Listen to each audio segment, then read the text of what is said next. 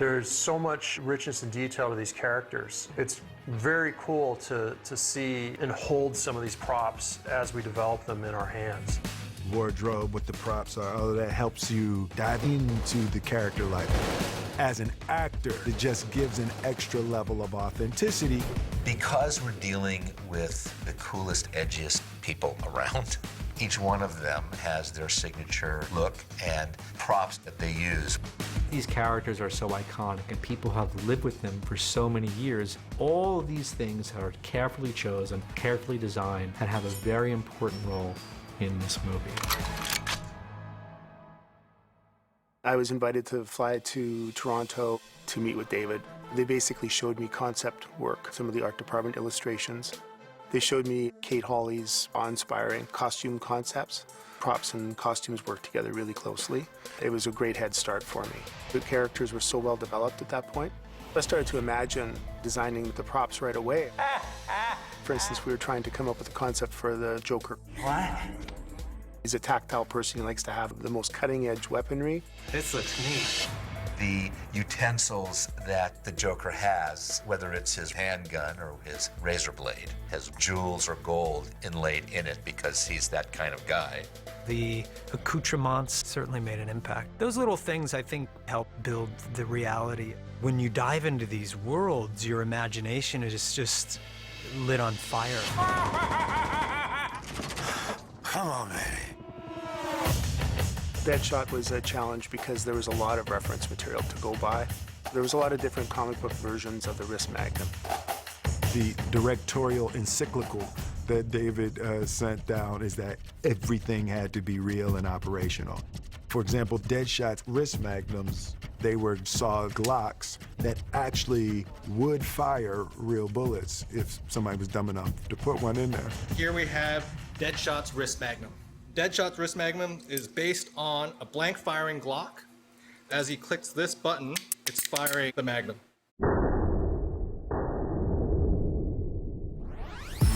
It just adds a whole other element of authenticity when you don't have to go bang, bang.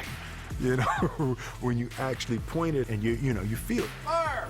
It's firing and there's recoil, but it just really gives it that next level of reality. I was standing right next to him the very first time he fired that weapon, and I looked at him and he got this kind of like this little smile on his face, and you could tell he really liked it, and then before you know it, it was...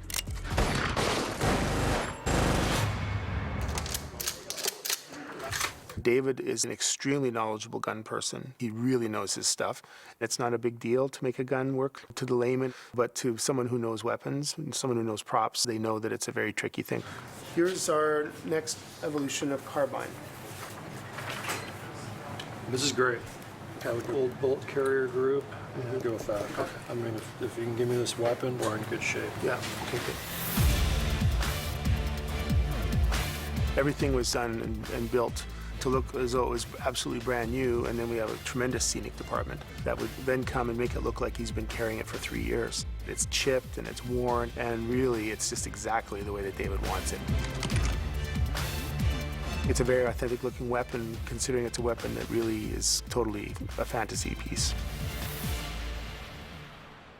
Right here, we're prototyping masks for Deadshot. We're going to go through a variety of designs and take the best elements of each and come up with a good one. There was also a lot of comic book versions of the monocle. And so we researched and we collected those. Maybe there's a way to put some red LEDs inside of here. Yeah, Sure. so it's like, theoretically, it has like a ranging function and then ballistic information. To hell are they? You cut and run, I'll blow your head off. The idea of taking this group of supervillains, teaming them up with Navy SEALs, it's a great way to ground them in a familiar situation. Being that command position, it's like Rick might not be the one that is on the gun, shooting and firing at everything that's jumping out. He might be figuring out the next move and directing the forces. Hold him. That was his whole thing. And that was something that I worked a lot with Kevin Vance, our military advisor. Alpha, Bravo team on me! When we work with actors, each kit that we put together is very individualized and different. Unlike a lot of movies you see where gear is kind of universal and multi-purpose, we made it specific to the script and to the story, and Dave allowed us to be really creative with that. Joel, he's in charge. He's the overall leader, so he doesn't have to carry a bunch of crap because he's telling us to carry it. So what we chose for him is a very comfortable vest. This is a great plate carrier, holds a plate that'll stop rifle rounds. And then this right here is a Winkler knife. Based on the background that Joel's character is, this is the type of knife that he would carry, kind of a tradition within that unit. Belt-wise, Joel is wearing a high-threat concealment belt. It's basically one connected piece of Kydex all the way around. It fits really well. He's got 2 pistol mags, 2 rifle mags, and then his Glock pistol. Everyone on this movie put an unbelievable amount of work into making the most authentic, real experience as possible. This is Katana. She's got my back. She can cut all you in half with one sword stroke, just like mowing the lawn. Katana, her soul sword traps the souls of anyone it kills. And it's been around for a long, long time. Katana's Soul Taker. It was actually one of my favorite experiences of the movie, and it was a complete surprise. It's extremely authentic looking. We'd look at sort of historic references to the different emblems and insignia on that. I was so worried about hitting someone with my sword that I went through a lot of rehearsal time and a lot of practice on my sword fighting. Katana, being the samurai warrior that she is, she can do it without taking a breath. She also has this little writing on her thigh, and it says, "My sword sheds blood." So I think that's pretty cool. Yeah, we should get a drink sometime. Boomerang, he was fun. Kevin mocked this up, and what it is it's a first-generation throwing boomerang that had some damage. Maybe it's one that he threw and got damaged when it came back, and he didn't want to get rid of it, and it's something he filed and treated as a... I like the paracord wrap. I think he likes to drink beer and make things. That's pretty neat. Yeah. This will get you kicked out of a bar. Mm-hmm. His boomerangs were actually quite sophisticated and smooth and shiny and quite nice before we really knew exactly how rough and tumble he was going to be. What they say about the crazy ones? He throws these boomerangs a lot, and they get damaged. Well, he's not going to throw it away. That's not the kind of person he is. So basically what we did is we fashioned 2 almost like hand-to-hand sort of knives that are boomerang-shaped, that are all chipped and beat up and worn and have all sorts of amazing patina to them, wrapped some military paracord on the handles, and showed those to David, and he immediately loved that. Yeah, I think the right space is the idea. Kind of like the more tore up and beat up these things are, the better. Just nasty piece of metal you don't want to get cut with. Jaggedy and sharp. Yeah, you can see the tetanus. Right. It's kind of dangerous. I couldn't always launch a boomerang into the crowd of people that are behind a camera on a film set, but we got to a few times. None of the ones we use in the film actually returned to my hand, but you know, they came pretty close. Sorry, that's what they do. They could be used as a sort of hand-to-hand combat weapon as well as something that, you know, he might throw. Yeah, it was great, you know. Had these kind of 2 blades that were like reversed and doing all this action. Hey, craziness. Harley's bat. We finally came to the right design. We finally came to the thing that David wanted. This sort of density and weirdness is great. Okay. This starts to feel a little tribal, you know what I mean? So I would keep it in the more graphic red and blue space here. It'd be friendlier. It's Harley, she's kind of friendly. And I would basically take that information upstairs and we would play with that for a little bit, and usually in around 24 hours, and we'd show that to David and we'd be off to the races. He would show it to Margot and she was thrilled with it. Basically, from that point on, she could not step onto the stage without having the bat. Even her stunt doubles the same way. They always have their hand on that thing.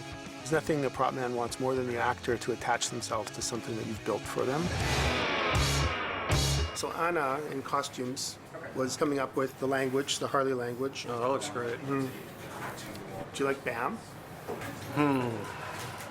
Maybe we could do something like hi, exclamation point, or smile, or good night. We took the language and the handwriting and the style of writing from the garments and expanded it onto the bat and to other props. So what you end up having is a well-flowing language throughout the entire film.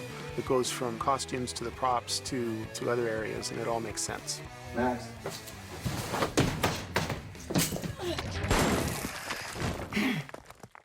Out of all the guns on this job, and there were a lot of guns, mine is still my favorite. Harley's gun is sick. It's a Rhino revolver with a 6-inch barrel. It's pretty top-heavy, but it's black with like gold embellishments, and it's so cool.